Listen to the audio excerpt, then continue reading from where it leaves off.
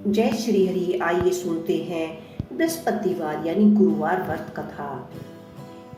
अर्थ श्री बृहस्पतिवार की व्रत कथा। भारतवर्ष में एक प्रतापी राजा दानी राजा राज्य करते थे।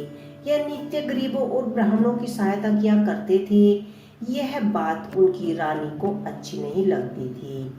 वह ना ही गरीबों को दान देती और ना ही भगवान को पूजन किया करती थी और राजा को भी दान करने से रोका किया करती थी। एक दिन राजा शिकार खेलने वन में चले गए तो रानी महल में अकेली थी। उसी समय बृहस्पति देव साधु वेश में राजा के महल में भिक्षा मांगने के लिए आए।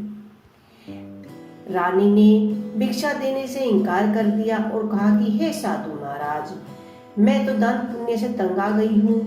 मेरा पति सारा धन लुटाते रहते हैं। मेरी इच्छा है कि हमारा धन नष्ट हो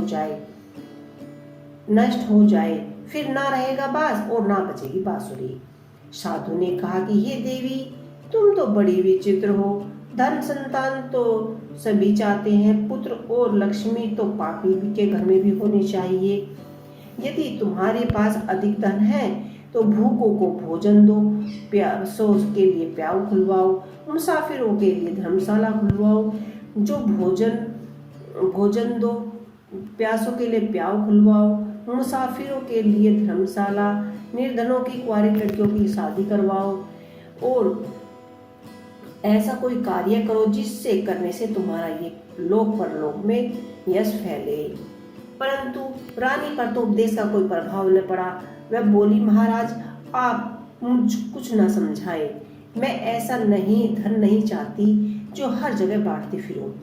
साधु ने उत्तर दिया, यदि तुम्हारी ऐसी ही इच्छा है तो तथास्तु, तुम ऐसा करना। बृहस्पतिवार को घर लीपना, पीली मिट्टी से अपना सिर धोना, स्नान करना, भट्टी चढ़ाकर कपड़े धोना, ऐसा करने से उसका सारा धन नष्ट हो जाएगा। इतना कहकर वह साधु महाराज वहां से अलुप्त हो गए, यानी अंतर्धान हो गए। साधु के अनुसार कई बातों को पूरा करते हुए रानी को केवल 3 बृहस्पतिवार ही बीते थे कि उसकी समस्त धन संपत्ति नष्ट हो गई। भोजन के लिए उसका परिवार तरसने लगा। तब एक दिन राजा रानी से बोला कि रानी, तुम यहीं रहो, मैं दूसरे देश जाता हूँ, क्योंकि यहाँ तो मुझे सभी जानते हैं, इसलिए मैं कोई छोटा कार्य भी नहीं कर सकता। ऐसा कहकर राजा परदेश चले गए। वहां जाकर जंगल से लकड़ी काट कर लाते और शहर में लकड़ियों को बेचते और शहर में लाकर बेचते। इसी तरह से वह अपना जीवन व्यतीत करने लगे। इधर राजा के परदेश जाते ही रानी और दासी बहुत दुखी रहने लगी। एक बार जब रानी और दासी को 7 दिन बिना भोजन के रहना पड़ा तो रानी ने अपनी दासी को कहा कि हे दासी, पास के ही नगर में मेरी बहन रहती है, वह बड़ी धनवान है। तू उसके पास जा और कुछ ले आ ताकि थोड़े बहुत दिन गुजर बसर हो सके। दासी रानी की बहन के पास गई। उस दिन गुरुवार था और रानी की बहन उस समय बृहस्पतिवार व्रत कथा सुन रही थी। दासी ने रानी की बहन को अपनी रानी की संदेश की बात बतलाई, लेकिन रानी की बड़ी बहन ने कोई उत्तर न दिया। जब दासी को रानी की बहन का कोई उत्तर नहीं मिला तो वह बहुत ही दुखी हुई और क्रोध में आ गई। दासी ने वापस आकर रानी को सारी बात बता दी, जिसे सुनकर रानी ने अपने भाग्य को कोसा। उधर रानी की बहन ने सोचा कि मेरी बहन की दासी आई थी, परंतु मैं उसे ना ही बोल सकी, इससे उसे बहुत दुख हुआ होगा। कथा सुनकर और पूजा समाप्त करके वह वहां अपनी बहन के घर आई और कहने लगी कि हे बहन, मैं बृहस्पतिवार व्रत कर रही थी। तुम्हारी दासी मेरे घर आई थी, परंतु जब तक मैं कुछ ना तो कहती हूँ जब मैं कथा सुनती हूँ और ना ही मैं बीच में उठती हूँ और ना ही बोलती हूँ, इसलिए मैं नहीं बोली। कहो दासी क्यों गई थी? रानी बोली, बहन, तुमसे क्या छिपाऊं, हमारे घर में खाने तक के अनाज नहीं है। ऐसा कहते कहते रानी की आंखों में आंसू भर आए। उसने दासी समेत पिछले 7 दिन से भूखे रहने की बात भी अपनी बहन को विस्तार पूर्वक सुना दी। रानी की बहन बोली, देखो बहन, भगवान बृहस्पति देव सबकी मनोकामनाएं पूर्ण करते हैं। देखो शायद तुम्हारे घर में भी कोई अनाज रखा हो। पहले तो रानी को विश्वास नहीं हुआ, पर बहन के आग्रह करने पर उसने दासी को अंदर भेजा तो देखा सचमुच ही अनाज से भरा हुआ एक घड़ा मिला। यह देखकर दासी बहुत ही हैरान हुई। दासी रानी से कहने लगी कि हे रानी, जब हमको भोजन नहीं मिलता तो हम व्रत ही तो कर रहे थे, इसलिए क्यों न इनसे व्रत की कथा की विधि भी पूछ ली जाए ताकि हम भी व्रत कर सकें। तब रानी ने अपनी बहन से बृहस्पतिवार व्रत के बारे में पूछा। उसकी बहन ने बताया, बृहस्पतिवार के व्रत में चना दाल मुनाखा से विष्णु भगवान के केले की जड़ का पूजन करें तथा दीपक जलाए, व्रत कथा सुने और पीला भोजन ही करें। इससे बृहस्पति देव प्रसन्न होते हैं। व्रत और पूजन विधि बताकर रानी की बहन अपने घर लौट आई। 7 दिन के बाद जब गुरुवार आया तो रानी और दासी ने व्रत रखा। गुरुद्वारे में से जाकर चना और गुड़ ले आई। फिर उन्होंने केले की जड़ की पूजा की, विष्णु भगवान का पूजन किया और पीला भोजन कहाँ से लाए, इस बात को लेकर वो दोनों बहुत ही दुखी थी। इस बात को लेकर दोनों दुखी थी, क्योंकि उन्होंने व्रत रखा था, इसलिए बृहस्पति देव उनसे प्रसन्न थे। इसलिए वे साधारण व्यक्ति का रूप धारण करके 2 सुंदर पीले भोजन की थाली दासी को दे गए। भोजन पाकर दासी बहुत ही प्रसन्न हुई और फिर रानी के साथ मिलकर भोजन ग्रहण किया। इसके बाद वे सभी गुरुवार को व्रत और पूजन करने लगी। बृहस्पति भगवान की कृपा से उसके पास फिर से धन संपत्ति आ गई, परंतु रानी फिर से इसी तरह से आलस्य करने लगी। तब दासी बोली, देखो दासी बोली कि देखो रानी, तुम पहले भी इसी प्रकार आलस्य करती थी। तुम्हें धन रखने में कष्ट होता है, इसी कारण सब धन नष्ट हो गया। अब जब धन भगवान बृहस्पति देव की कृपा से हमें धन मिला है तो तुम्हें फिर से आलस्य होता है। रानी को समझाते हुए दासी कहती है कि बड़ी मुसीबतों के बाद हमने यह धन पाया है, इसलिए हम इसे दान पुण्य करना चाहिए। भूखे मनुष्यों को भोजन कराना चाहिए और धन को शुभ कार्य में खर्च करना चाहिए, जिससे तुम्हारे कुल का यश बढ़ेगा, स्वर्ग की प्राप्ति होगी और पितृ प्रसन्न होंगे। दासी की बात मानकर रानी अपना धन शुभ कार्य में खर्च करने लगी, जिससे पूरे नगर में उसका यश फैल गया। बृहस्पतिवार व्रत कथा के बाद श्रद्धा के साथ आरती की जानी चाहिए। इसके बाद प्रसाद बांटकर प्रसाद ग्रहण करना चाहिए। एक दिन राजा बहुत दुखी होकर जंगल के एक पेड़ के नीचे बैठ गए। वह अपनी दशा को याद कर व्याकुल होने लगे। बृहस्पति देव के दिन था। एकाएक उसने देखा कि निर्जला वन में एक साधु प्रकट हुआ। वह साधु वेश में स्वयं बृहस्पति देव तो थे। लकड़हारे के सामने आकर बोले, लकड़हारे, इस सुनसान जंगल में तू चिंता मगन क्यों बैठा है? लकड़हारे ने दोनों हाथ जोड़कर प्रणाम किया और उत्तर दिया, महात्मा जी, आप सब कुछ तो जानते हैं, मैं क्या कहूँ। यह कहकर रोने लगा और साधु को अपनी आत्मकथा सुनाई। महात्मा जी ने कहा, तुम्हारी स्त्री ने बृहस्पतिवार के दिन बृहस्पति भगवान का निरादर किया है, जिसके कारण रुष्ट होकर उन्होंने तुम्हारी यह दशा कर दी है। अब तू चिंता मत कर, मेरे कहने पर चलो तो तुम्हारे सब कष्ट दूर हो जाएंगे और भगवान पहले से भी ज्यादा संपत्ति देगा। तुम बृहस्पति देव के दिन कथा किया करो। 2 पैसे के चने मुनाखा लाकर उसका प्रसाद बनाओ और शुद्ध जल से लोटे में शक्कर डालकर अमृत तैयार करो। कथा के पश्चात अपने सारे परिवार और सुनने वाले प्रेमियों से अमृत व प्रसाद बांटकर आप भी ग्रहण करो। ऐसा करने से भगवान तुम्हारी मनोकामनाएं अवश्य पूर्ण करेंगे। साधु के ऐसे वचन सुनकर लकड़हारा बोला कि हे प्रभु, मुझे लकड़हारे बेचारे पर इतने पैसे कहाँ मिलते हैं जिससे भोजन के उपरांत इस सब कुछ कर सकूं। मैंने रात्रि में अपनी पत्नी को व्याकुल देखा है। मेरी पत्नी कुछ भी नहीं, मेरे पास कुछ भी नहीं जिससे मैं उसकी खबर ला सकूं या सुन सकूं। साधु ने कहा कि हे लकड़हारे, तुम किस बात की चिंता करते हो? बृहस्पति देव के दिन तुम रोजाना की तरह लकड़ियां लेकर शहर को जाओ। तुमको रोज से दुगना धन प्राप्त होगा जिससे तुम भली भांति भोजन कर लोगे तथा बृहस्पति देव का पूजन भी संपन्न कर लोगे।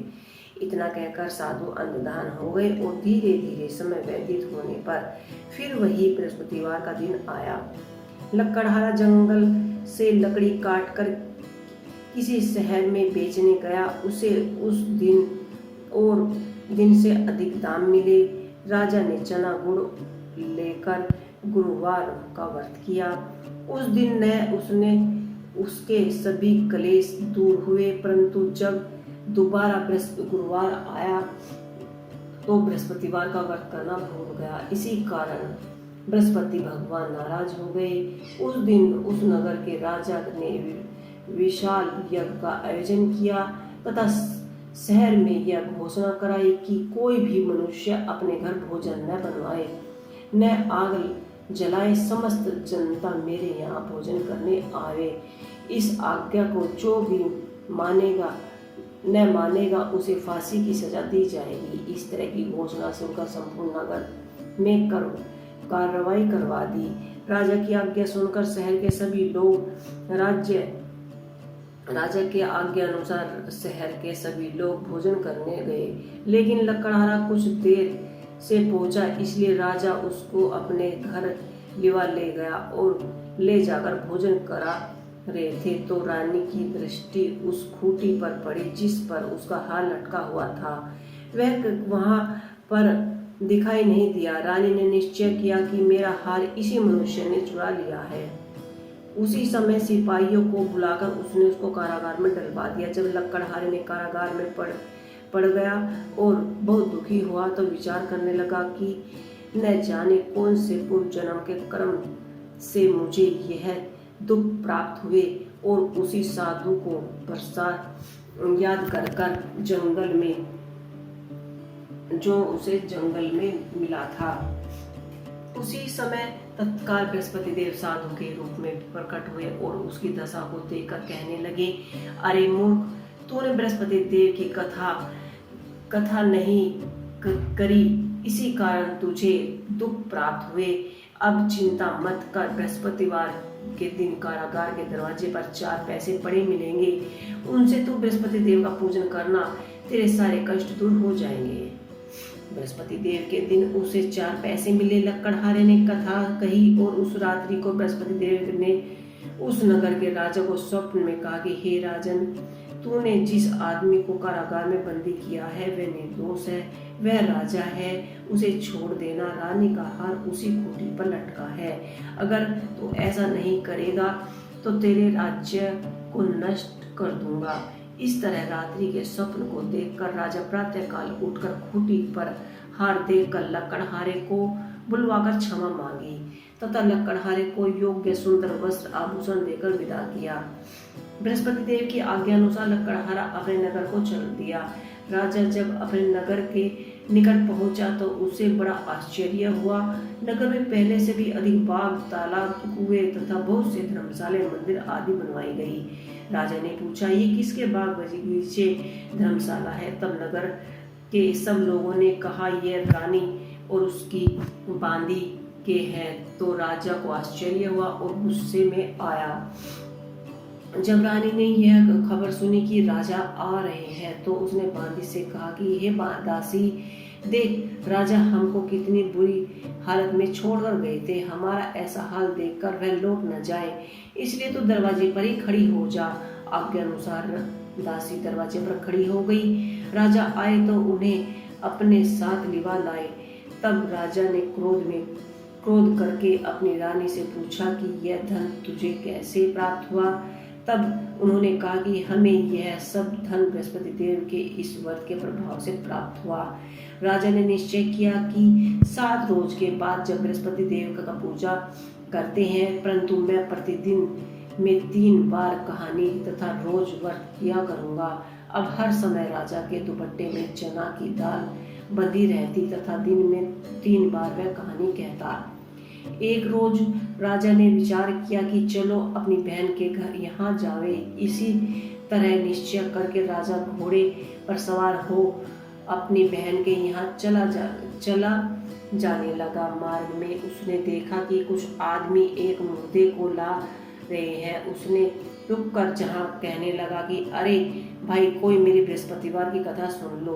वे बोले, लो, हमारे तो आदमी मर गया है, इसको कथा की पड़ी है। परंतु आदमी बोला, अच्छा कहो, मैं तुम्हारी कथा सुनूंगा। राजा ने दाल निकाली और अब कथा आधी ही हुई थी तो मुर्दा हिलने लगा और कथा समाप्त होने पर राम राम कहकर मनुष्य उठकर बैठ गया।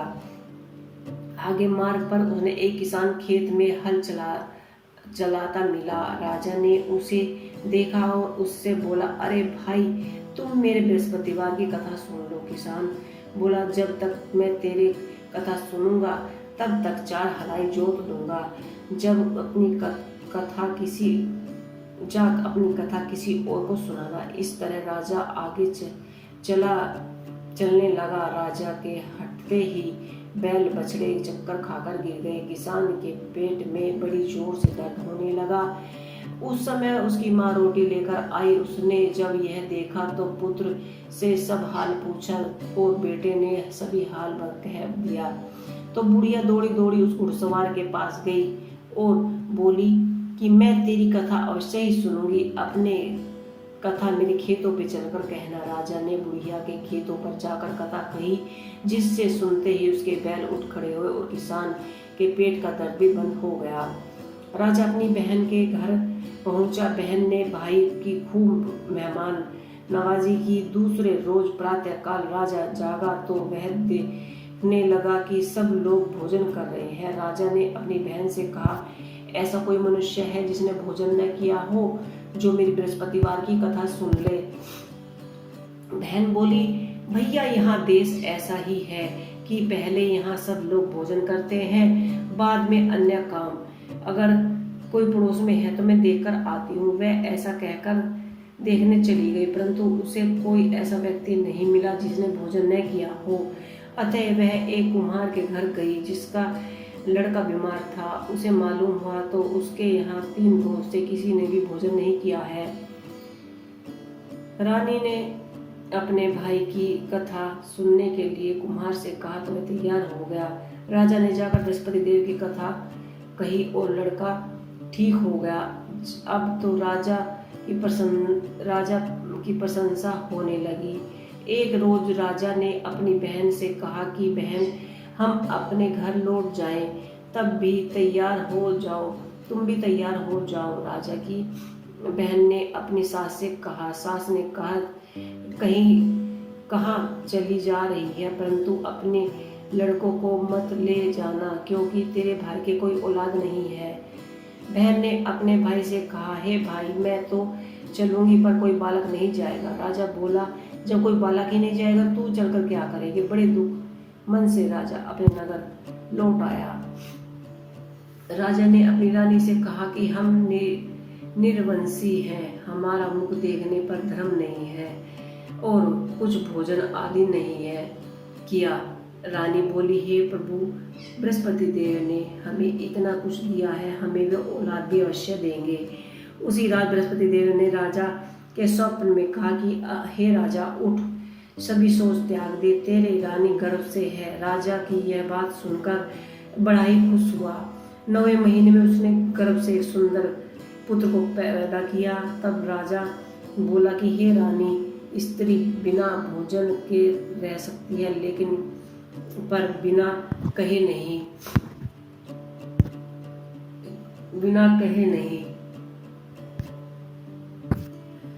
रह सकती। जब मेरी बहन आवे तो तुम उससे कुछ न कहना। रानी ने सुनकर हाँ कर दी।